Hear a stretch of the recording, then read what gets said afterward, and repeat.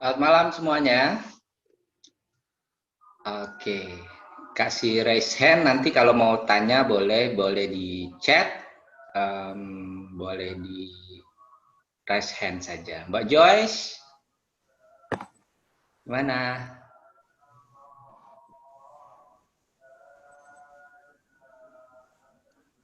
Oke, kita mulai.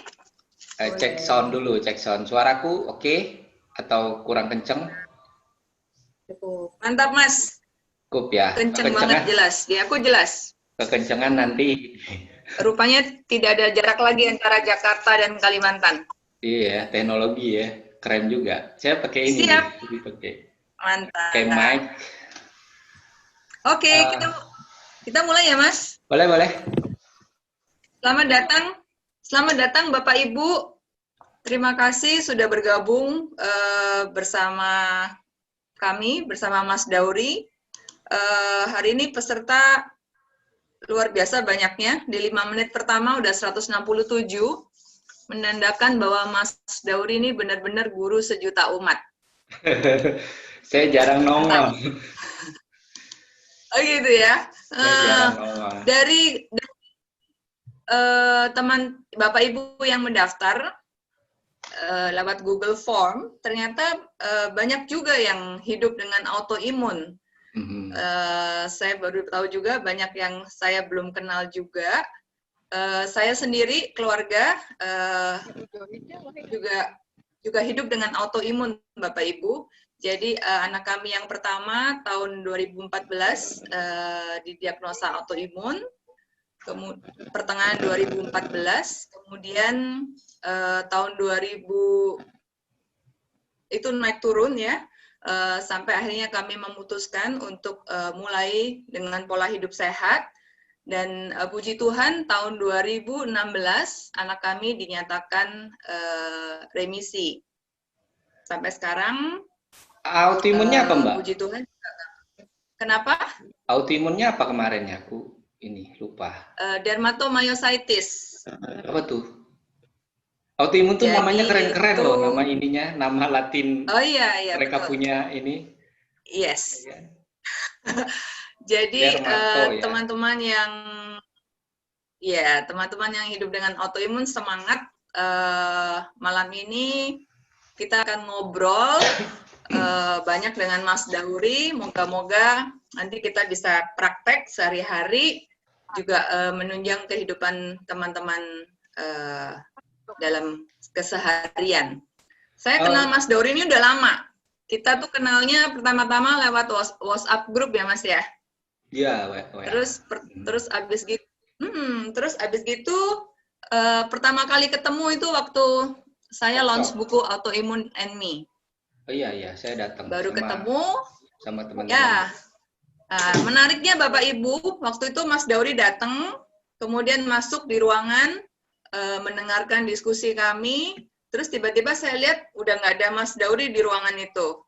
Terus waktu acara selesai, saya keluar ruangan, wah Mas Dauri udah dikelilingi sama ibu-ibu dan dia udah mulai mijet-mijet ibu-ibu itu. Itulah Mas Dauri, hidupnya termasuk selalu anakmu. Buat orang lain. Kalau ada anakmu. Iya, termasuk anakku ya, dipijat-pijat juga.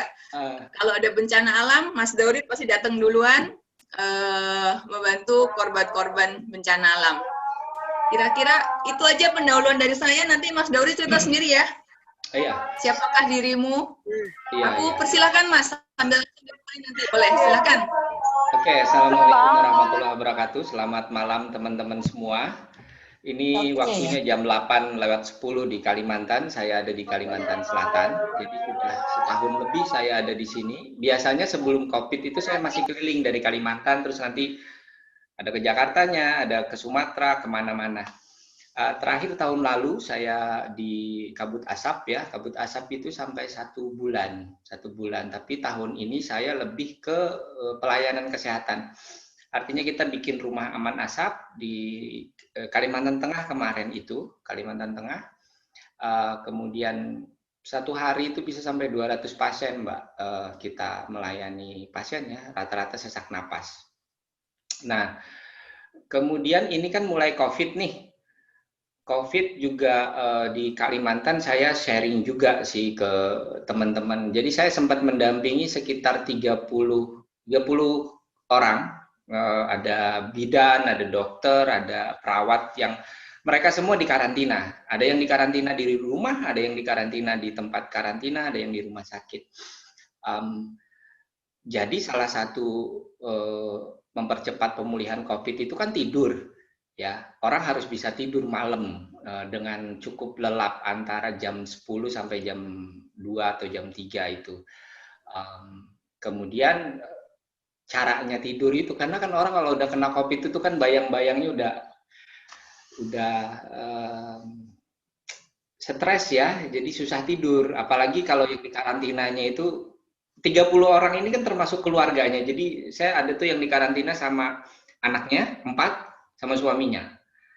Anaknya ada yang masih bayi juga. Jadi semuanya mereka berenam itu positif semua. Jadi ini juga itu kan beban berat buat orang tuanya. Walaupun mereka tenaga kesehatan ya, ternyata tenaga kesehatan juga saat ini. Nah ini mumpung saya lagi ngobrol sama teman-teman semua. Saat ini itu obesitas termasuk dalam comorbid. Jadi untuk teman-teman yang udah mulai badannya agak gede ya mulai ya turunin dikit. Soalnya kalau dulu kan diabetes, sekarang 2 bulan terakhir ini ya obesitas masuk sebagai comorbidnya. Jadi mudah-mudahan nanti juga kita bisa pelan-pelan turunin berat badannya, mulai berjemur. Kalau berjemur pagi itu punggung yang kena matahari ya. Jadi ada orang yang berjemur tuh kakinya doang ada, sama tangannya aja ada. Jadi yang dimaksud berjemur itu punggung kita yang kena matahari, jadi membelakangi matahari. Saya biasanya pagi sambil petik bunga telang itu. Saya kan ada di depan rumah ini ada bunga telang gitu, jadi saya panen. Kemudian jemur gitu ya. Oke, kita mulai ya. Mbak Joyce-nya ada mana? Yes, bahan ya? Ada hadir. Materinya co-host Ruth yang Ruth. Esther, tolong Esther. Materinya yang ini yang tentang kapasitor overview itu. Ada ya? Tunggu. Esther, mana Esther? Yes. Ya, Mbak Esther, thank you ya udah bantuin ya. Yes, sebentar yang mana nih Mas? Ada beberapa kan? Yang kapasitor overview. Itu nanti kita main cepat. Karena hanya untuk memberitahu. Malam ini harusnya guru saya dari California, dia janji akan join. Tapi saya nggak tahu, karena di California sekarang jam beda 14 jam ya. Pagi sekali. Ya. Oke.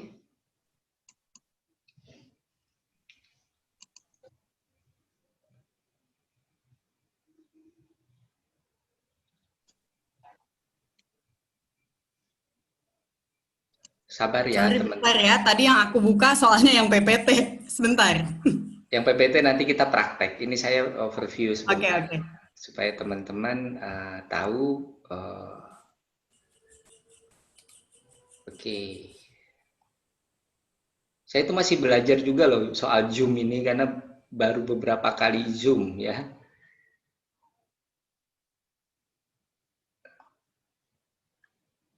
Nanti malam ini kita coba praktek beberapa hal. Saya sudah siapkan juga di YouTube, jadi teman-teman nanti bisa lihat di YouTube. Oke, ini ya. Yang ini benar kah Mas? Benar. Oke, thank you. Nah, ini moto kita. Jadi organisasi saya yang mengajarkan saya banyak hal tentang trauma healing ini, namanya saya belajar di 2014, saya dapat sertifikasi ini bersama beberapa kawan yang lain. Di Indonesia ada sekitar 20 orang. Rata-rata mereka kerja di NGO yang berhubungan dengan perempuan, kekerasan, dan segala macam gitu ya. Beberapa juga ada relawan biasa. Nah, motonya yang saya suka di sini adalah healing ourselves dan healing our world. Artinya apa? Kita lebih fokus ke diri kita sendiri, kita mencoba memperbaiki diri kita, baru nanti kita bisa bantu orang lain. Di kapasitas itu dibalik kita tidak menjadi terapis, tetapi kita jadi fasilitator. Makanya semua ilmunya kita bagikan. Bukan nanti misalnya teman-teman ketemu saya di workshop, kemudian segala keluhan psikis dan fisik teman-teman nanti saya terapi, enggak. Tapi ilmunya nanti saya kasih supaya teman-teman bisa praktek sendiri, bahkan nanti teman-teman bisa ngajar lagi untuk orang lain. Dan semua ilmu yang dikasih itu gratis. Ya, tidak ada workshop kapasitar itu yang trainernya berbayar, tetapi biasanya memang teman-teman kadang-kadang hanya patungan untuk hotel, pesawat kayak gitu aja ya. Kalaupun saya dibayar, ada juga sih saya dibayar kalau ngajar perusahaan atau teman-teman komunitas, itu biasanya kita sumbangkan lagi untuk kegiatan sosial ya. Jadi yang mendanai saya pergi ke lokasi-lokasi bencana itu ya termasuk dari hasil workshop-workshop offline dari kapasitar itu ya teman-teman. Oke, next Mbak. Ini saya bisa jalanin juga nggak ya? Oke, nah ini Enggak, sayangnya harus saya yang jalanin. oh iya, Mas. oke. Namanya kapasitar internasional, artinya memberdayakan ya, artinya memberdayakan, pemberdayaan. Bahasa apa namanya? Capacity, kapasitar. Websitenya www.kapasitar, tulisannya seperti ini .org ya. Oke, next Mbak. Oke, next kita ada di, nah ini beberapa foto kegiatan kapasitar di beberapa negara. Kita sekarang udah ada di sekitar 42 negara, sudah ada 30 tahun, diteruskan saja. Oke, terus ini workshop pertama itu bahkan di Nicaragua, jadi di daerah konflik. Nah ini daftar negaranya, Indonesia masuk ya. Nah ini ada Asia, ada di Timur Timur. Terakhir nanti Filipina. Tahun lalu baru kita adakan pelatihan di Filipina. Terus, nah ini kira-kira petanya. Nah ini suasana trainingnya seperti ini. Oke, terus Mbak, next ini banyak loh ini selain, jadi kita cepetin aja. Oke, terus aja. Ini sekedar ini aja, teman-teman bisa lihat aja. Oke. Metodenya adalah edukasi gitu ya. Kapasitar program. Oke, terus Bluetooth mode. Bluetooth connect. Oke, terus kayak nonton foto gitu ya. Oke. Jadi untuk anak-anak, untuk orang dewasa, untuk manula dan bisa dilakukan di mana saja. Ya, saya di Indonesia itu berbagi di penjara, rumah sakit jiwa, ada juga di lokasi bencana, di rumah sakit. Ya, nanti kita share tentang yang teman-teman yang di rumah sakit ya. Oke. Workshopnya biasanya 2 hari, tapi ada juga yang 3 jam, ada yang 1 hari, ada yang 2 hari idealnya. Kalau yang mau prakteknya lebih dalam ya 2 hari, dan itu teman-teman udah bisa jadi trainer ya, udah bisa jadi trainer, udah cukup lah. Kita akan ngajarin 15 teknik dasar. Kalau untuk jadi trainer yang seperti saya itu butuh waktu 15 hari. 3 kali training. Saya dulu 1 tahun itu 5 hari, kemudian jeda 2-3 bulan, 5 hari lagi, jeda lagi 2-3 bulan, kemudian 5 hari lagi. Yang pertama di Bali, yang kedua di Jogja, yang ketiga di Bandung waktu itu. Tahun 2014.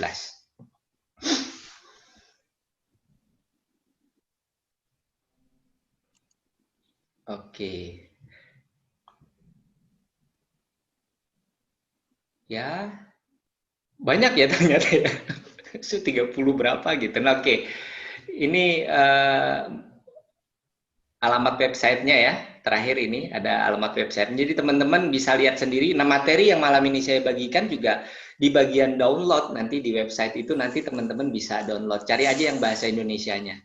Ya, materi yang saya bagikan malam ini ada di situ. Oke, kita mulai Mbak. Kita mulai yang apa PPT. PPT ya? Yang PowerPoint ya? Yang PowerPoint. Ya, yang PowerPoint. Oke. Masih ada yang masuk ya? Juga. Yang daftar tuh 500 loh. 400 berapa gitu. Oke, ini logo kita yang terbaru ya. Oke. Nah, ini logo kita yang terbaru. Mana? Halo? Yes, dia lagi agak muter sebentar ya. Oh, iya, lagi agak muter. Nanti kita tanya jawab saja ya, tidak selalu harus sesuai materi. Nah ini teman-teman boleh catat, ini nama saya, ini IG saya juga Dauri Bintang. Cuma saya di media sosial itu memang 3 tahun terakhir, jujur saja saya katakan 3 tahun terakhir saya tidak lagi publish kegiatan saya di media sosial. Walaupun kadang-kadang saya bisa 1 bulan di rumah sakit jiwa, 1 bulan di lokasi bencana. Kalaupun ada yang tag foto dan video itu orang lain yang nge-tag. Tapi ternyata itu berakibat cukup fatal buat saya. Kenapa?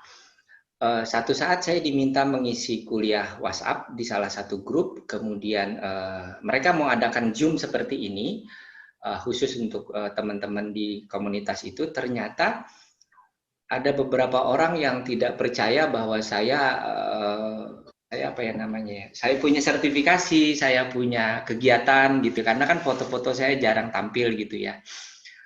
Sampai ada yang mengecek ke tempat saya belajar, artinya saya sayangnya salah, saya kan belajarnya NLP waktu itu dengan Pak Wiwoho, tapi mereka mengecek saya di rasanya Indonesian Bot Hypnotherapist, karena saya bukan hipnoterapis, saya belajarnya NLP, Clean Language Therapy kayak gitu. Agak sempat heboh juga di tempat kursus saya waktu itu. Jadi akhirnya pelan-pelan saya mulai posting lagi foto-foto saya supaya orang percaya kalau saya ada di lokasi. Jadi saya tadinya sudah tidak mau lagi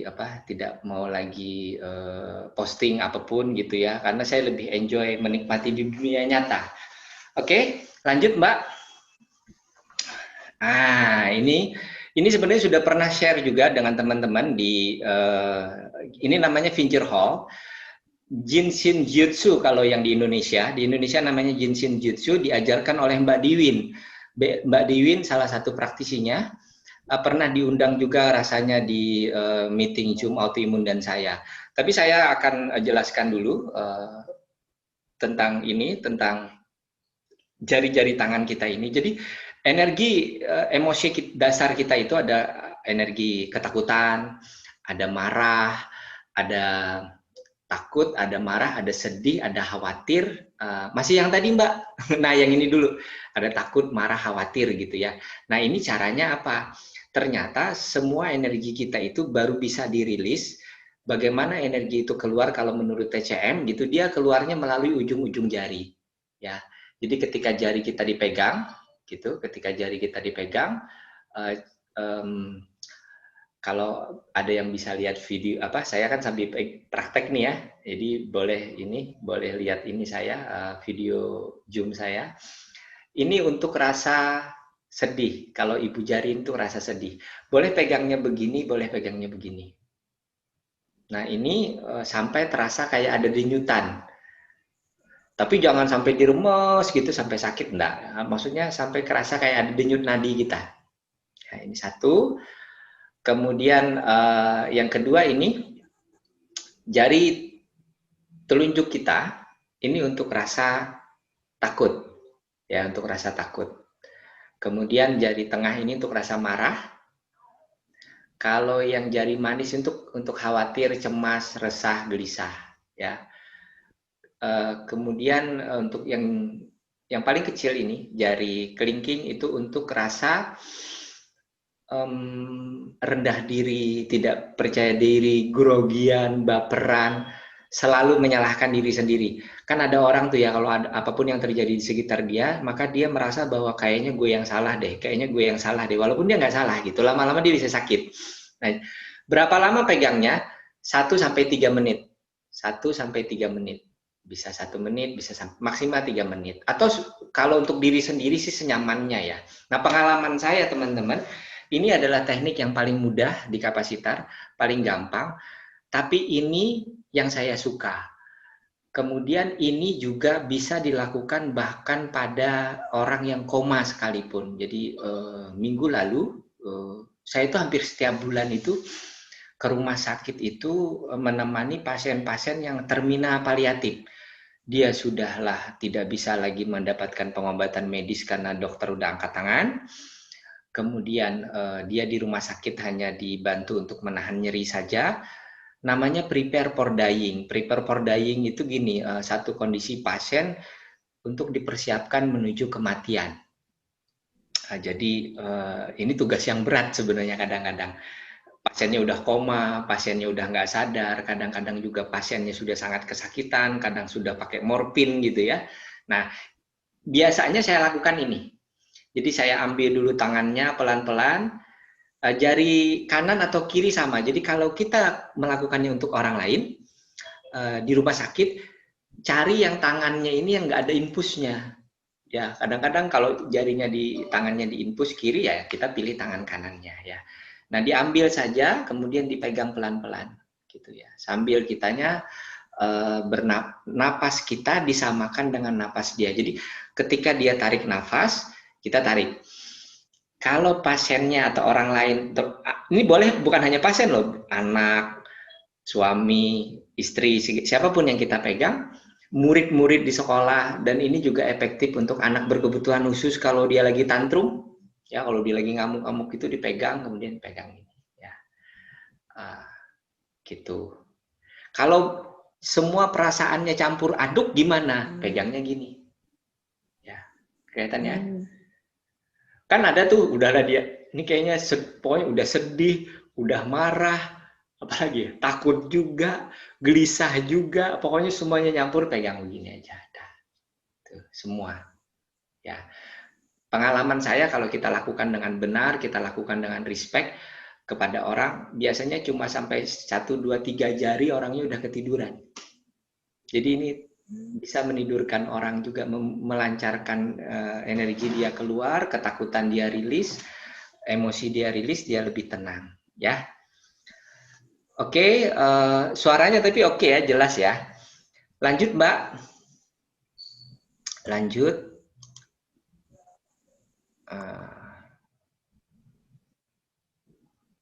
Oke.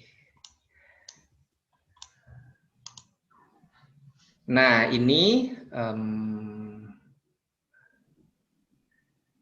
pemijatan kepala, leher, bahu. Ini area di belakang, ya, area belakang kita, area di belakang. Jadi caranya, kayaknya saya masih punya ini deh, punya. Coba saya lihat slide-nya dulu, Mbak.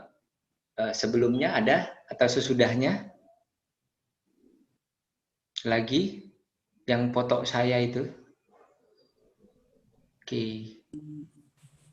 Foto Mas. Nah, ini yang tadi, yang foto punggung saya. Foto punggung saya.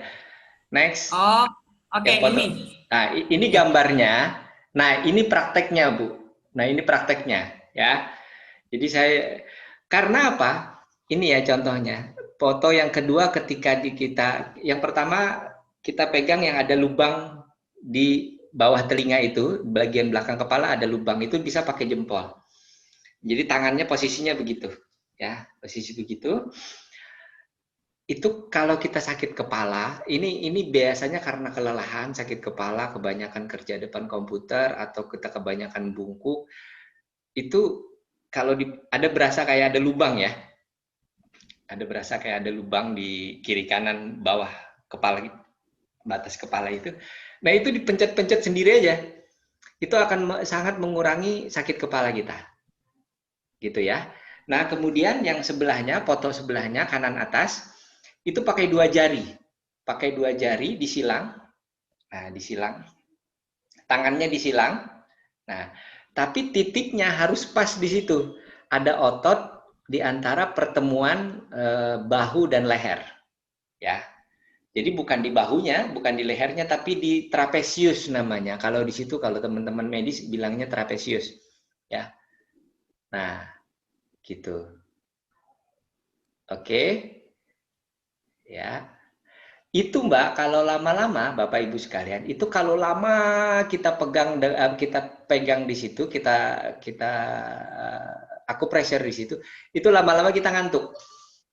Jadi kalau yang susah tidur di situ tuh. Susah tidur karena kelelahan ya. Orang kan kalau kelelahan tuh susah tidur begitu. Jadi pegang di situ dia lama-lama ngantuk. Sambil rebahan juga boleh. Ini nggak harus duduk sih, nanti bisa prakteknya sambil rebahan, sambil berdiri, senyamannya. Kalau ini sambil rebahan, ini bisa ngantuk.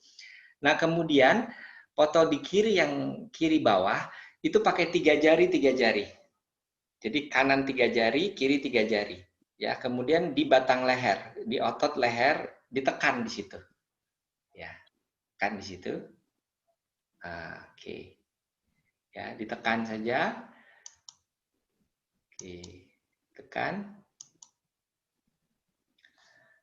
Kemudian yang di kanannya, yang kanan bawah itu fotonya, itu juga pakai 3 jari, tapi di otot bahu bagian belakang. Ya, tangannya disilang boleh, tidak disilang boleh. Gitu. Oke. Ya. Kira-kira jelas ya. Nanti kita ulang. Dan nanti teman-teman bisa lihat YouTube-nya. Ya, maksudnya nanti setelah kelas ini kalau masih ada yang kurang jelas, saya praktekkan juga teknik-teknik ini semuanya ada di video YouTube. Jadi teman-teman yang melakukan juga praktek untuk orang lain juga ada di YouTube. Setelah sesi ini bisa lihat sendiri di Mas channel Dauri, saya. Terus? Mas Dauri ada pertanyaan, kalau kepalanya yang sakit di depan gimana?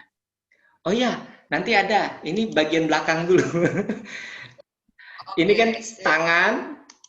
tangan bagian ini namanya head shoulder massage. Jadi bagian punggung dan kepala dimasas. Kemudian nanti ada yang bagian depan. Bagian depan itu seperti EFT, tapi hanya titik-titik tertentu. Kalau nanti kita ke salon itu namanya totok aura. Nanti saya kasih tahu titiknya. Terus next fotonya Mbak. Fotonya lanjut. Nah, ini bagian shoulder-nya, bagian shoulder ini gantian ya, nggak bisa langsung dua-duanya, tapi kira-kira di otot di tulang belikat bagian atas ya, kiri dan kanan. Ini malam ini teman-teman beruntung bisa lihat punggung saya loh, nggak pakai baju lagi itu. Karena terpaksa nggak pakai baju supaya bisa menunjukkan di mana titik ototnya. Ya, kalau supaya pas gitu maksud saya. Ya, ini jarang loh saya share foto ini, kan cukup malu juga nggak pakai baju kan. Oke, lanjut. Lanjut, Mbak.